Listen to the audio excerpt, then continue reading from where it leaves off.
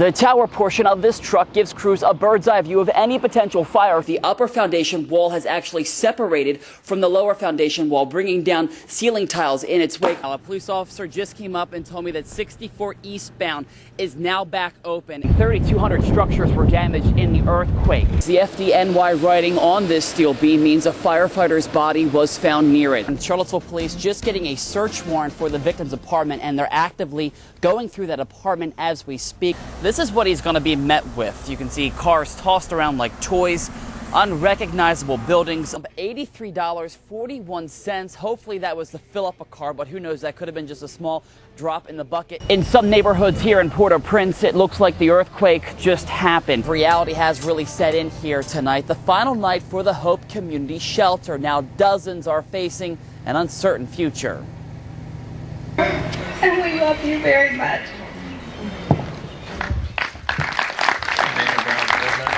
Tears of sadness at the Hope Community Night Shelter in Charlottesville. For almost 40 people, hope for a new place to call home has faded. It's their security, it's their shelter, and their warm food that are being taken away. The shelter has to close for zoning and financial reasons, and now dozens of people are being put out on the streets yet again. Where do these people go? You know, and I just cried out to God last night, God help us. Lolita Smith moved here from Lynchburg. She fled from a boyfriend that was beating her. Now she's on a mission to start a new chapter in her life. I have 2 lists of efficiency apartments, 2 pages of efficiency apartments. I'm going to just keep fighting, because failure is not an option. James Troutman is not as lucky. He says he'll end up in a vacant house from here on out, hoping that he'll be able to kick the bottle and turn his life around. This place is helping me. As I said, I'm not perfect. We need some place to live. Life isn't easy. A life that will only get harder for these people since they no longer have a permanent place to live. A group that once had hope is now praying for a miracle. I'm still trying to do the right thing, and it's all up to the good Lord. And in the past 30 days, this shelter has helped 15 people find permanent housing and or other shelters. And Josh Bear says he will continue to do everything he can to help the homeless, including the potential of actually having a person out here on the streets every night to keep in contact with homeless people, making sure they're getting the help they need. But in one way or another, 9/11 means something to all of us. After a long and emotional journey to ground zero and back, Charlottesville now has its own piece of 9/11 history. There's a positive energy in this piece of steel. This one too, how to operate it. Okay, take this to the front. Okay, Bobby, pull him your way, buddy. Following a simple ceremony, the 17-foot-long steel beam was put on display at the Ridge Street Fire Station Thursday for 2 hours. The steel is from the North World Trade Center tower, the same tower that Barb Pemberton's sister was in on that day. It makes me remember her and all the other people. I think of all the other families who were affected by this. Pemberton's sister Sue was on the 99th floor. She did not survive. I miss my sister.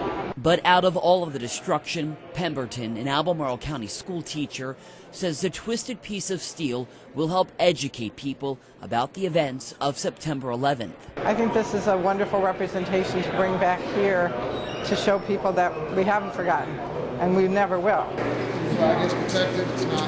Charlottesville firefighters hope the beam will also give people a chance to reflect and remember the lives lost, just as they did earlier this week at Ground Zero. After we made the trip, it became even more personal and more of an experience after listening to the survivors. It's a lot. It's very heavy.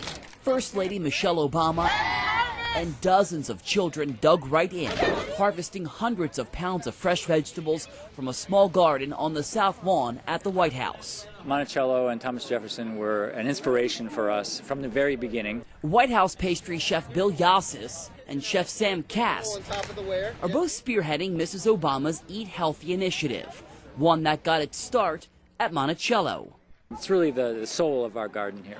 In early 2009, a chef from the White House came here to Monticello to tour Thomas Jefferson's gardens. But he got more than a history lesson. He was able to take back hundreds of seeds, including these Scarlet Runner beans, back with him to the White House. It's been a nice relationship. It's great to see Jefferson's legacy in food and gardening carried on. Peter Hatch is the director of Gardens and Grounds at the home of our third president. They're starting to turn red. He's responsible for this entire garden, 3 football fields in length. It's home to a colorful palette of vegetables, fruits, and herbs.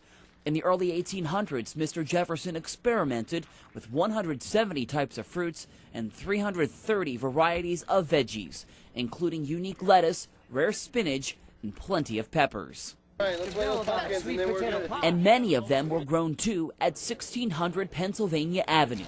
Some of Jefferson's favorites include the Marseille fig, French artichokes, and purple calabash tomatoes. So many of these plants were put in a special section of the White House kitchen garden reserved as a tribute to Thomas Jefferson. Now with the harvest complete, some of the vegetables will go to a local food pantry, the others into the White House, serving the first family, vegetables that Thomas Jefferson grew 200 years ago. He was sort of on the cutting edge of the things we very much cherish today in terms of local food. Now Jefferson's heirloom seeds have a special section in the White House garden, a tribute to an innovative gardener. They're amazed that we have this link with the past and a food past, a very important past of heirloom vegetables that taste so delicious, and that we're growing them here.